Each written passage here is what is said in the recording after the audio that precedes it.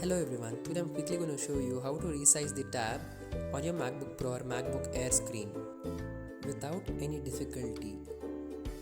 For example, if you have two tabs on your screen, you will either expand it towards left or right or towards top or bottom.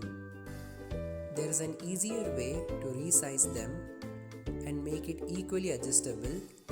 For that, go to the green mark on the top of your tab, go to tile window to left of the screen.